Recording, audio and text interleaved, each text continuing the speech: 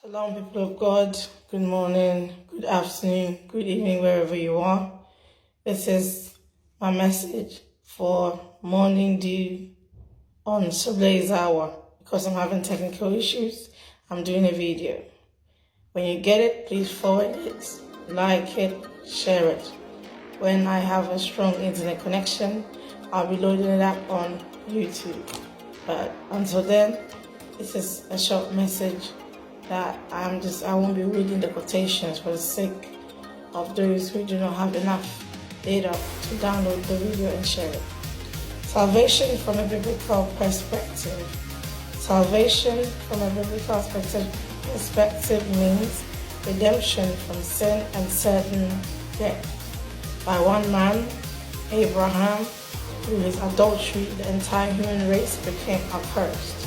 So God gave him a fresh start, marked by the Covenant of Circumcision, a symbol of the covenant Abrahamic blessing for the then chosen generation of Israelites, the Jews.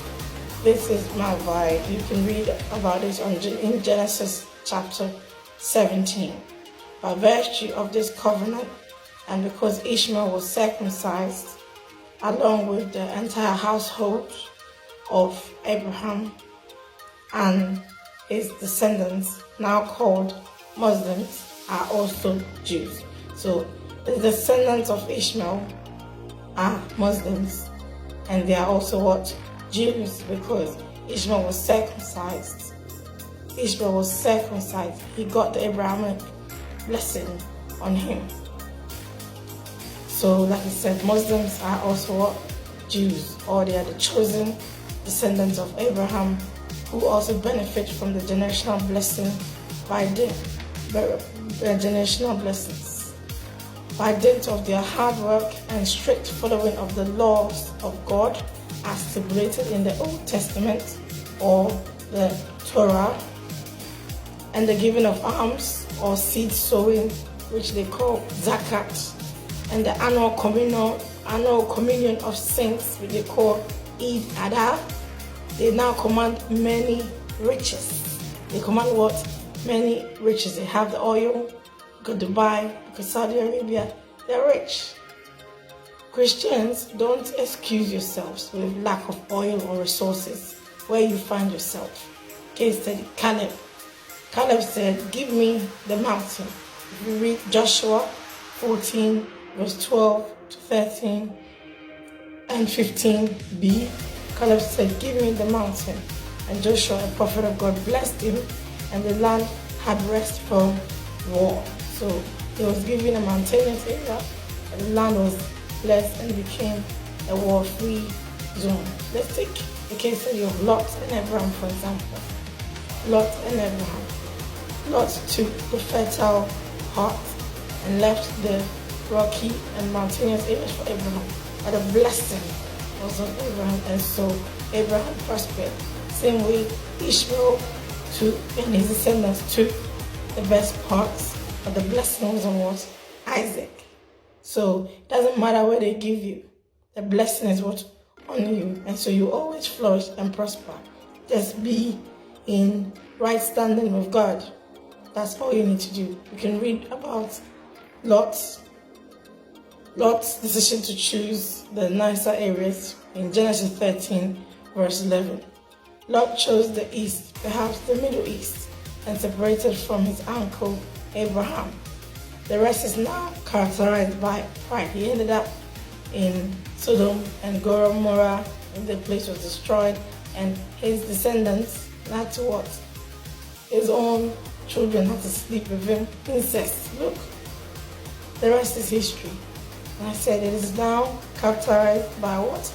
Pride. Pride, rainbow, you know what I'm talking about? My point is that it doesn't matter whether you choose the mountain or the rich Jordan Valley. You just have to be the one with the covenant blessings. And God in his infinite wisdom will bless you abundantly. Nothing, absolutely nothing is difficult for the Most High God whom you serve. So know the God whom you serve. I know the God whom I serve. I serve the Creator himself, who is not time-bound, who can call forth things which are not into existence. The greatest sin of earth is what? Unbelief. Unbelief.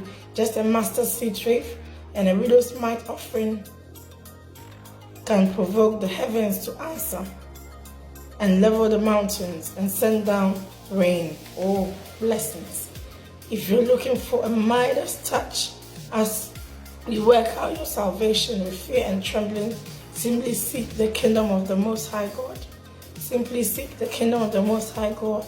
Simply do what? Seek the kingdom of the Most High God first and its righteousness. Seek the kingdom of the Most High God first and its righteousness. Through the Lamb, Jesus Christ, who was slain on the cross of Calvary for our salvation and redemption from all iniquity. And the rest will fall in place when you ask, seek, knock with the right motives. John 16 verse 24. Until now you have not asked for anything. Or if you're asking with the wrong motives. You read John 16 verse 24 and James 4 verse 3. James 4 verse 3 says, you do not receive because you asked with the wrong motives. So you ask with the right motives. Don't ask because your friend has it and you're jealous.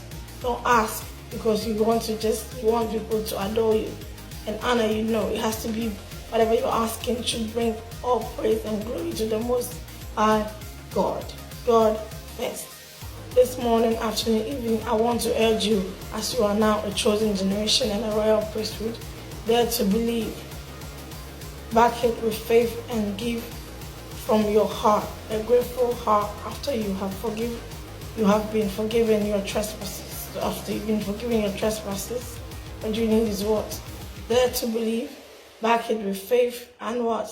A mustard seed faith, and then give from your heart. So your own widow's mite, however you're able to give, so you don't go home and be grieving about it. Give that. The Lord's Prayer states, and forgive us our trespasses as we forgive those who trespass against us. The author and finisher of our faith beseeches us to pray in this manner. Yet you think you can receive his kingdom promise and blessings whilst begrudging your neighbor? Pray for divine understanding, because the act of forgiveness is a sign of great love. 1 Corinthians 13 states that love does not keep a record of wrongs. Jesus said, forgive 77 times, 7 times, because you will lose count, and forgive always. Ephesians 4 verse 32, forgive as you've been what? Forgiven. Matthew 5 verse 23 to 24. Jesus himself says we should leave our offering at the altar and go and reconcile before our seed. Before we sow seed, or we give what? An offering. So let me just exhort you this evening, this morning, this afternoon, that if you are begrudging your neighbor, that is not the will of God concerning your life. So first go reconcile with your neighbor before you bring your seed, before you bring your tithe, before you bring anything to the altar of God. Otherwise, it will not be accepted. Leave your offering at the altar until you settle scores with what you settle the matter with the person that you have something in your heart against.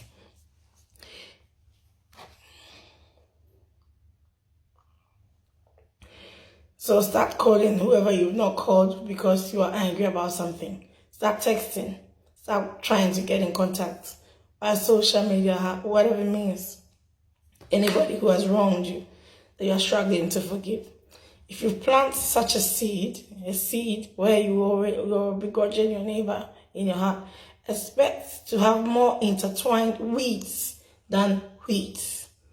Intertwined wheat than wheat. So if you are sowing with a begrudging heart, or you're bitter against somebody, you haven't forgiven someone, that means when you sow, the ground is fertile. Despite how fertile the ground is, your seed will be intertwined with weeds.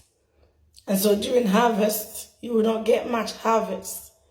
So first reconcile. So your offering or your sown seed will reap a bountiful harvest with very little weeds, even if the enemy plants any seeds of discord whilst you sleep. So if whilst you are sleeping and you don't have any weeds, the devil tries to plant some, you will still reap bountifully because you have forgiven your